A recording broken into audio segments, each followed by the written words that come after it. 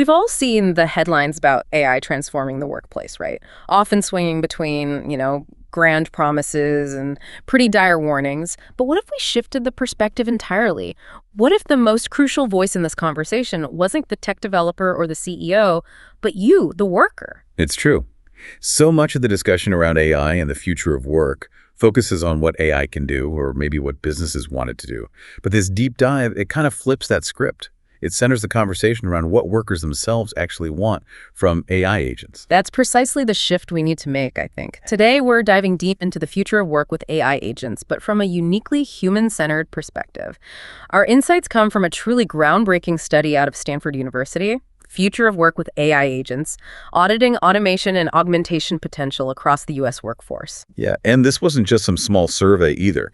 This study gathered really robust insights from 1,500 domain workers and 52 AI experts, too, across 104 occupations, meticulously analyzing over 844 individual tasks. And the data is pretty fresh, too, collected between January and May 2025. So it gives us a very current and comprehensive picture. Right. So our mission today is to pull back the curtain on AI's true role in our future jobs, moving beyond the hype and, into the human heart of the matter. We'll unpack which tasks workers actually desire AI to handle, where AI is currently capable, and what this all means for human jobs and skills. Going way beyond the simple automate or not question. Okay, let's unpack this. What was the initial feeling, the sentiment from workers themselves when it comes to AI automating their tasks? Were they broadly resistant or maybe more open than we think? Well, what's really interesting is that for nearly half, about 46% of the tasks analyzed, workers actually expressed a positive attitude towards AI agent automation. They genuinely seem to want AI to take over certain responsibilities. Wow, almost half. That's higher than many might expect. Yeah. So when workers say yes to automation, what's really driving that? Is it just about efficiency or something more fundamental about their day-to-day work? The primary motivation for almost 70% of those who wanted automation was simply freeing up time for high-value work. That was the big one. But it wasn't just efficiency. Other reasons popped up too, like tasks being repetitive, nearly half mentioned that, or stressful, cited by about a quarter. And even opportunities for quality improvement, that was also mentioned by almost half. So it really suggests workers see AI more as a supportive tool, Yeah. for offloading the low-value or kind of burdensome tasks, not necessarily as a full replacement for their roles. Okay, that makes sense. Now, you'd think that if workers are so keen on automating certain things, we'd see a surge in AI usage for those specific tasks, right? But here's where the plot thickens a bit. What does current AI usage data, like from Claude.ai from late 2024 to early 2025, actually show? Yeah, there's a surprising, pretty significant disconnect there. The top 10 occupations where workers most desire automation currently account for only a tiny fraction, just over 1% of total Claude.ai usage. Just over 1%. Wow. Exactly. It's not just a statistical blip. It's like a profound strategic challenge. It tells us that either the AI tools aren't being built for the problems workers actually want solved, or maybe workers just aren't aware that solutions exist that could free them up. This blind spot, you could call it, it could be a massive missed opportunity for both innovation and, job satisfaction too. That's a really powerful insight. So if nearly half the tasks show positive sentiment, what about the other side? Were workers also expressing resistance? And what were their main concerns? Absolutely. About 28% of workers expressed fears or some negative sentiment about AI use in their work. The three most prominent concerns were, first, a lack of trust in AI systems, their accuracy, capability, or reliability. That was cited by almost half of those with concerns. Good. Trust is a big one. What else? Second was the fear of job replacement, which came in at about 23%. Pretty standard fear, I suppose. And third, something interesting, the absence of human qualities or capabilities in AI. That was about 16%. Absence of human qualities. That's fascinating. What exactly did workers mean by that? Was it about empathy or creativity or judgment? It really seems to boil down to specific worries about losing that human touch in their work. Also, diminished creative control and a strong desire just to maintain agency in decision-making. You see this really vividly in sectors like arts, designs, and media, where only about 17% of tasks got positive automation desire ratings. Only 17%? Wow. Yeah. Workers in this sector were quite nuanced. Like, one worker said, I want it to be used for seamlessly maximizing workflow, no content creation. Another put it bluntly, I would never use AI to replace artists. And a third kind of summed up the augmentation view. But I create my design by myself. For research, I use AI. Hmm. So they're open to help, augmentation, but definitely not replacement of their core creative work. And what's fascinating here is how these worker desires align, or more often, don't align with what AI is actually capable of right now. The study introduces this really brilliant framework that helps us visualize this. It combines worker desire and AI expert-assessed technological capability. Right. They break it down into 4 distinct zones, which I found really helpful for understanding where we should focus. Can you walk us through those? Certainly. So first, you have the automation green light zone. These are tasks with both high worker desire for automation and high AI capability. These are basically prime candidates for deployment. Lots of potential for productivity gains there. Second, you've got the automation red light zone. This is where AI capability is high, but worker desire is low. Ah, the danger zone for deployment. Exactly. Pushing automation here warrants real caution, as it could face significant worker resistance. Makes sense, right? Yeah, totally.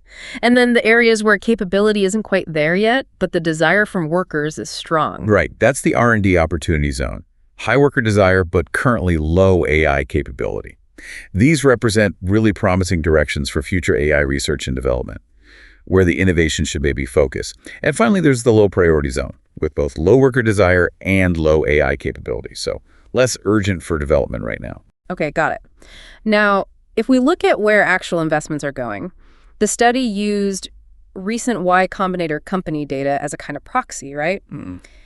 Do those investments align with these zones, especially the green light and R&D opportunity areas? Are we, putting our money where the need is? Well, unfortunately, there seem to be some critical mismatches. The study found that over 40%, pretty big chunk of Y Combinator company task mappings, are concentrated in the low priority and automation red light zones. Over 40%. So a lot of investment potentially isn't hitting the mark from a worker's perspective. Exactly. It means a significant portion of current investment isn't aligning with what workers actually want or where the biggest opportunities for desired automation lie.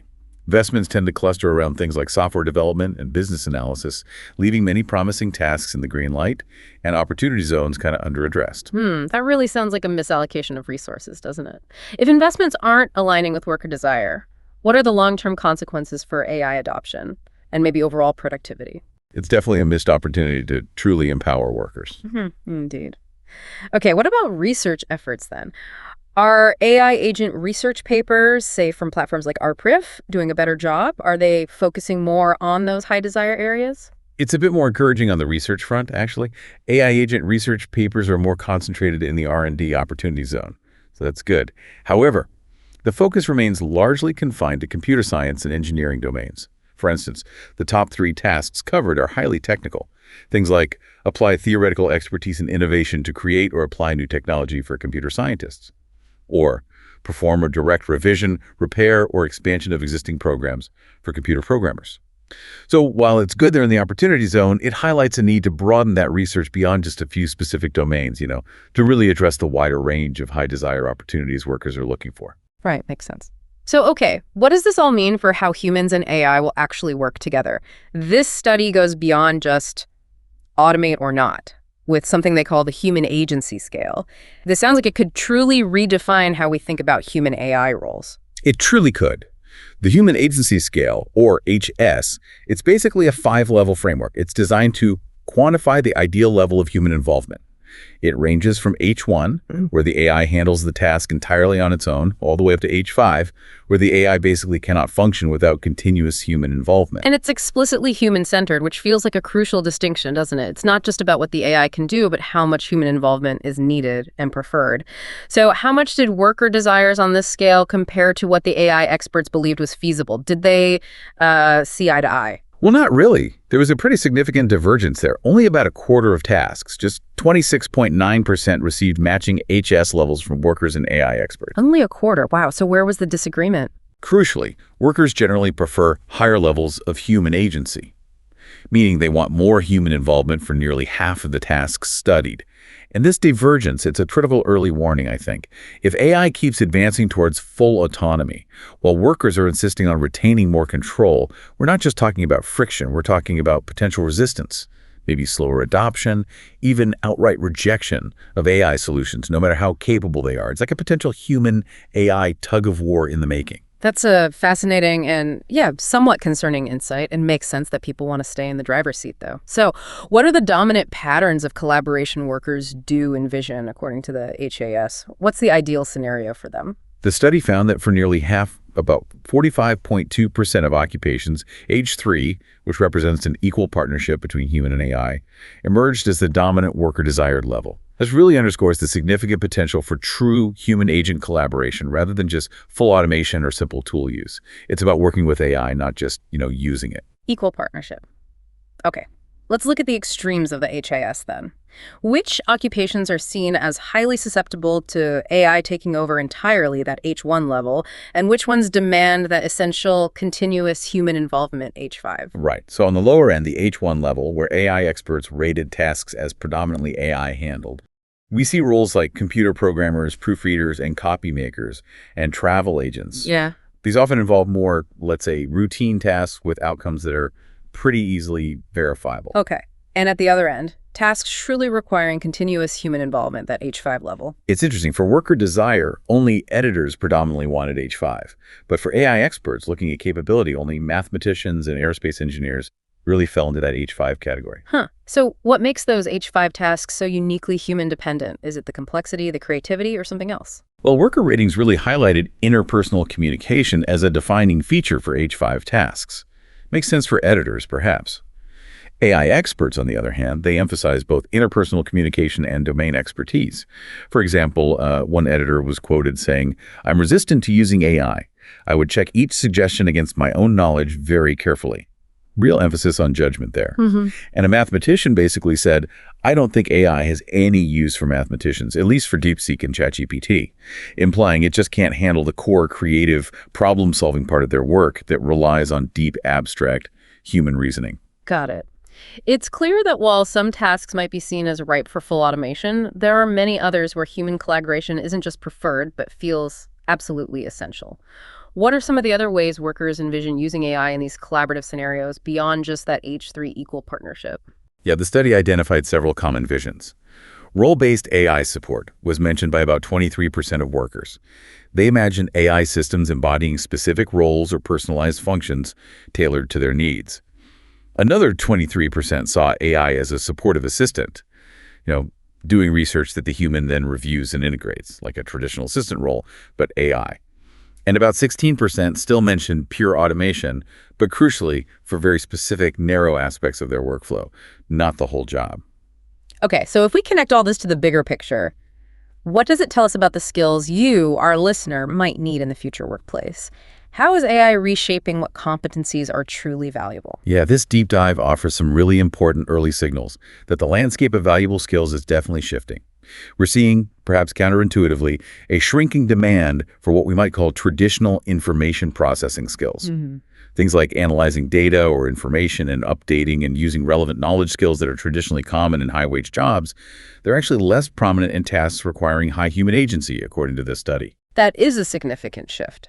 And surprising, yeah. So if those skills are becoming less critical for high-agency tasks, what skills are becoming more important? What should people be focusing on cultivating? Well, there's a greater emphasis emerging on interpersonal and organizational skills. Things like establishing and maintaining relationships, guiding, directing, and motivating subordinates. These are more frequently associated with tasks that demand high human agency, according to the worker preferences. Even if they aren't currently tied to the absolute highest wages, they seem key for future human-AI collaboration. In fact, the top 10 skills with the highest average required human agency encompass a really broad range, from those essential interpersonal and organizational abilities to decision-making and critical quality judgment. So for you, our listener, this really means that the future workplace won't just be about AI taking over tasks, but about a fundamental reshaping of our core competencies. Adaptability seems key, and focusing on those uniquely human skills, the ones involving interaction, critical judgment, creative problem solving, that seems increasingly vital. It's about leaning into what humans do best, maybe. Exactly. It's about consciously shaping our roles to leverage our distinct human capabilities in partnership with AI. Right. This deep dive really shows us that the future of work isn't just about AI replacing humans, is it? It's about a complex dance between desire and capability. It reveals powerful opportunities for human-AI collaboration that go far beyond simple automation. So here's a thought. What if the most crucial skill in the coming decade isn't just using AI effectively, but truly understanding where human agency is indispensable and actively shaping those collaborative roles so that AI becomes our partner, not our replacement? That's a great way to put it. It invites us to consider not just how AI will change our jobs, but how we as humans can consciously influence and define our indispensable place within this whole evolving landscape. Definitely something to think about. Think about your own work, your own field, and how these insights might apply to your unique situation. We hope this deep dive has given you a clearer, maybe more nuanced picture of the human side of AI's impact on the future of work.